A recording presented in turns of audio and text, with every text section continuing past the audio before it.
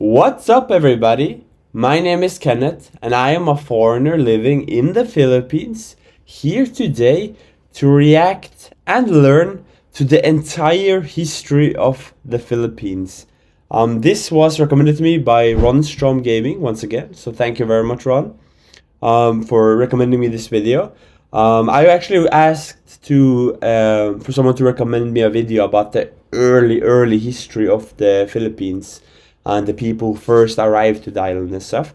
So I hope this video will touch on that, so you can learn a little bit more about the Philippines before the Spanish arrived, before all those like middle kingdoms. Like I want to see the day one of people arriving in the Philippines. So I hope this video will show that.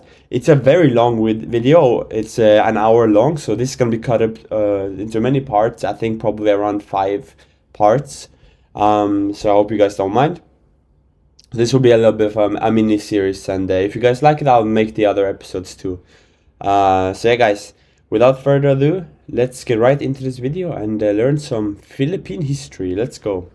Consisting of over 7,000 islands, it sits on a subduction zone in the Ring of Fire, the geologic belt that surrounds the Pacific, and is the source of a great deal of the seismic activity experienced from Japan to Alaska to California.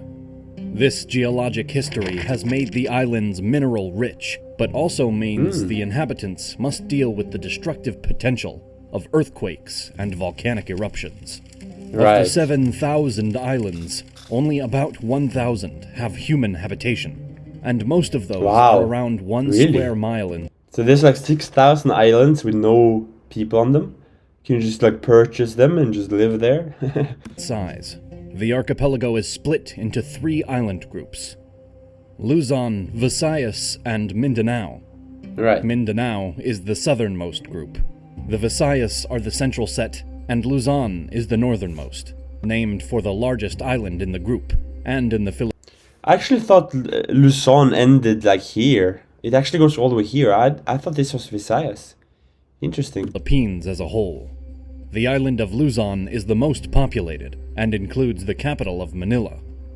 The earliest trace of Homo sapiens, the modern human, is approximately 47,000 years ago. They were preceded by earlier hominids, Homo luzonensis, named for where it was found near Luzon, is dated to approximately... Wow, this is so long ago. 134,000 years BCE. Wow. 134,000 years ago.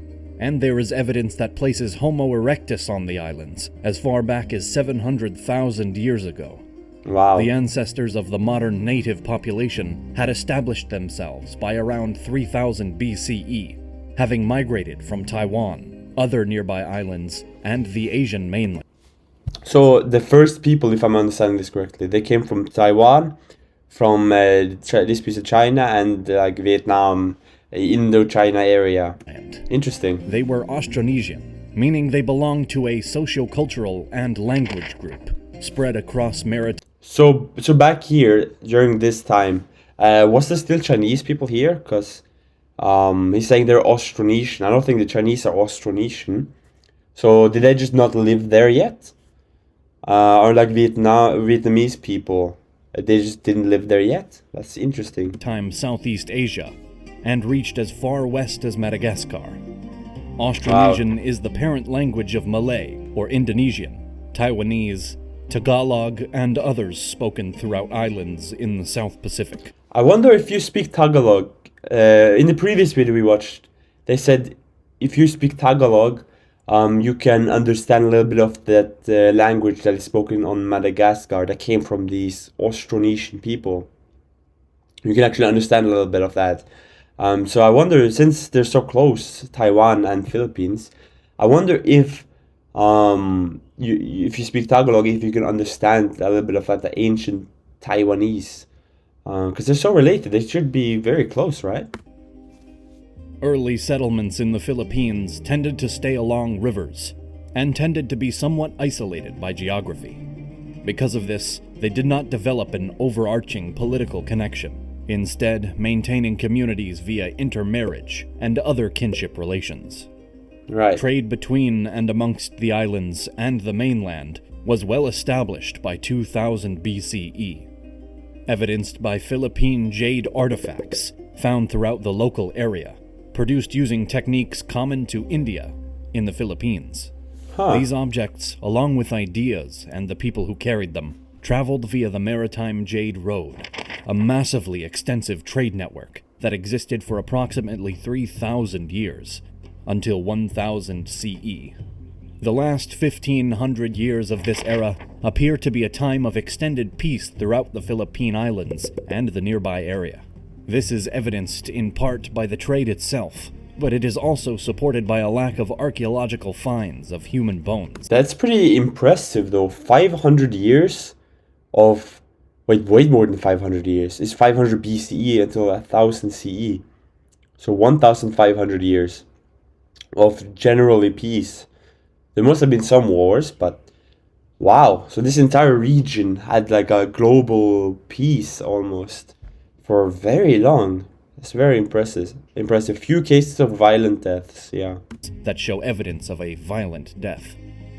Such evidence, however, may simply have not yet been found.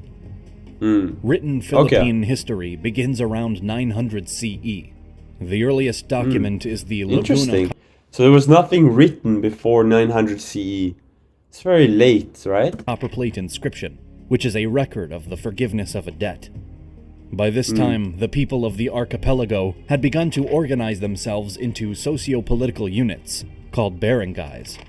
These are akin to a city-state, and could be as small as 30 people, or as large as 500. I know the word barangay came from like the boats they sailed on. But I never knew it was like a city-state thing, where I thought it was just like a name for the neighborhood, but it was like a structure, it sounds like it was like a city-state. That's very interesting. Some of these came together in confederacies, ruled by a paramount leader chosen from among the rulers of the allied polities, called datus. In areas that had greater contact with the Indian subcontinent, they called the rulers Raja. Later, in areas that had adopted Islam, they were called sultans. Society within these barangays... So very many different words, but it seems like the only native Filipino one was datus. I wonder what that means. Is there like a direct translation of the word datus? Was organized by class, with the highest being the Magino. Next, the freeman, the Maharlika... It seems like it's kind of taken from India, maybe, this like hierarchy... triangle thing.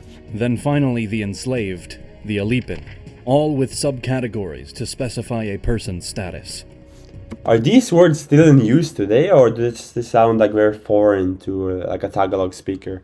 The early cultures of the Philippines practiced a polytheistic animism, in which all things have a spirit that must be attended in order to maintain good fortune and avoid bad.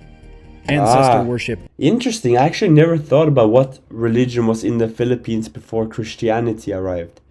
I never thought about that. So they had this animism. Was also included in this, with the ancestors sometimes taking on the aspect of animals, and vice versa. Magic and witchcraft were widely believed to have influence, and those who practiced these could be highly respected and or greatly feared. Filipinos were introduced to Buddhism and Hinduism sometime before the 9th century CE. The archaeological record and documents found in... So Buddhism and Hinduism actually came first, but Christianity still took over most of the Philippines. China and India show that some Philippine barangays and islands owed tribute to the Srivijaya Empire, a powerful Indonesian Buddhist state that controlled the maritime trade in the area between the 6th and 13th centuries. Their influence was followed by that of the Majapahit, a Hindu-Buddhist state centered on the island of Java. Both Buddhism and Hinduism influenced the existing belief systems and culture, and influence was made easier by the language connections that seemed to exist between Philippines and Indian Sanskrit.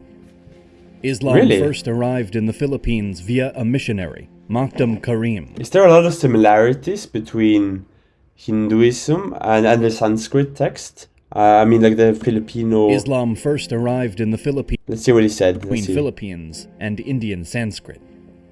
Islam that seemed to exist between Philippines and Indian Sanskrit.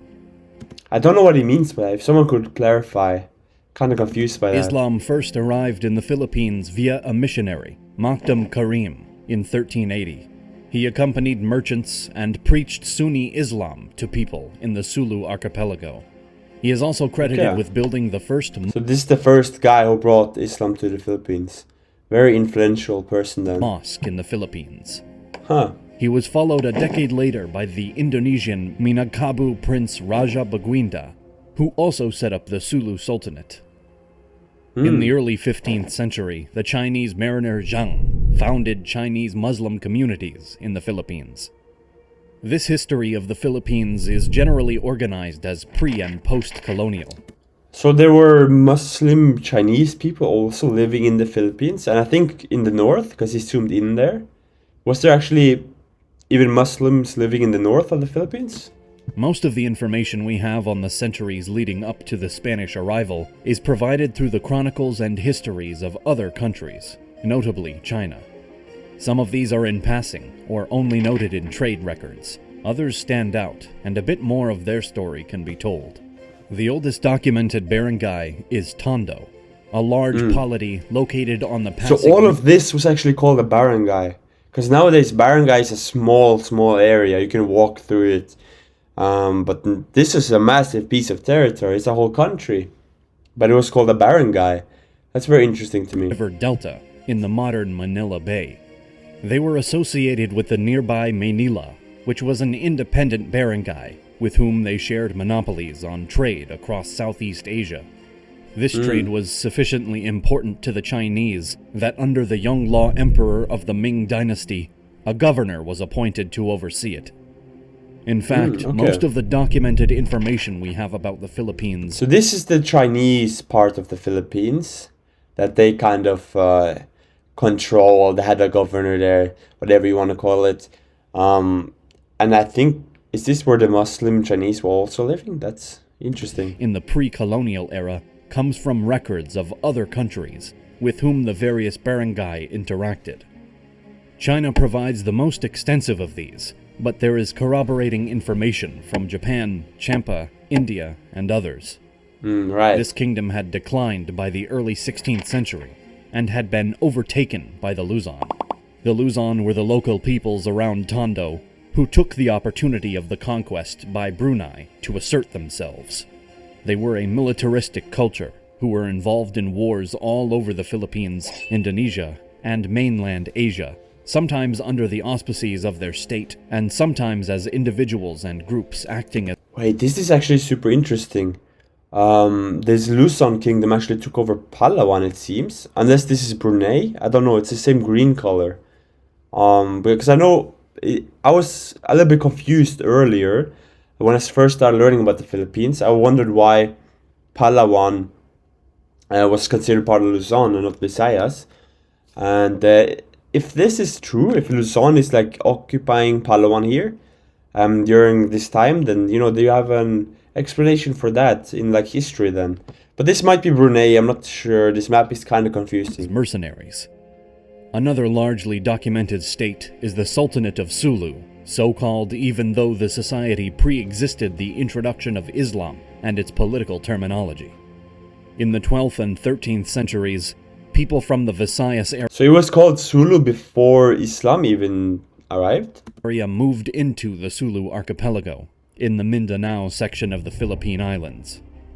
They established their state and were known to trade throughout the area, including with the people of Champa on the Indonesian peninsula, some of whom moved to Champa. I haven't heard about this. I guess this is the modern Vietnamese? Sulu. There was a short war between the Sulu and the Champa in the 12th century, after which trade was normalized again, shortly before they were overtaken by an outside power. In the 13th century, according to Chinese records, the area was under the control of the Bruneian Sultanate, along with Ma'ai and Manila. Little else is said, except that they regained their independence.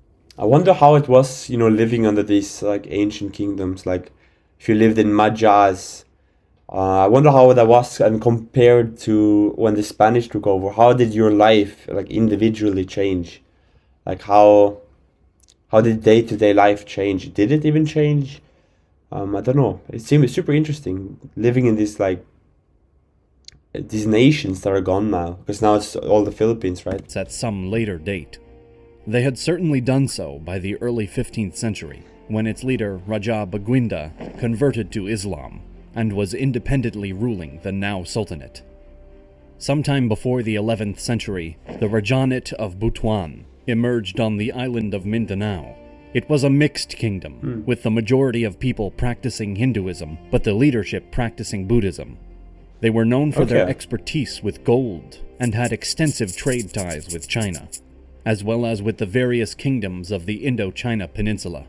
There were other major independent polities, of whom less is known. They had separate agreements for trade with surrounding states and different cultural influences from them. The Cabaloan barangay was greatly influenced by China and Japan. Their clothing reflected the China and Japan. Interesting. Were they like working together or what? styles of both, as did cultural norms like blackened teeth. Other polities like Marai and Palilu were trade partners with China. There is also evidence of... And I wonder if you still see this today, the Chinese or Japanese influence on the people living here. Maybe in the dialect or in customs, in the architecture. I wonder if you can still like see that today. Like that's what's interesting to me. Like when you can see history like that. Conflict between the people of the Visayan section of the archipelago and towns on the Chinese coastline, instigated by the Filipinos. Wow, they're like pirates raiding the Chinese. Interesting. In the decades prior to European contact, the Brunayan Sultanate again pushed into the Philippines. They started with Tondo. I mean, man, like during this age, sailing from the Philippines here to China, just that alone is very impressive. It's a lot of hard work. And Manila Bay, with the idea of breaking their monopoly on the Chinese trade of certain goods. They were successful, establishing Selarong, also known as the Kingdom of Manila, as a vassal state in 1500. Their leader, Sultan Bolkiah, married into the ruling family of the Sultanate of Sulu, thereby connecting those two powers. Wow, okay. Oh, is that considered colonialism? Is that the first colonialism? It is a foreign country taking over and setting up a government. Is that different from colonialism? I'm not sure actually. But guys, I think I'm gonna leave this video here. We'll continue watching this in part 2. Just so this video doesn't end up too long. But I'm enjoying this video so far. Learning quite a few new things. So I'm gonna give this a like. And if you guys have anything else you want me to watch, then please let me know in the comments. Give me suggestions. And if I end up watching it, I'll give you a shout out, of course. So guys, thank you so much for watching. I'll see you guys tomorrow for my next video. Alright, thank you. Bye bye.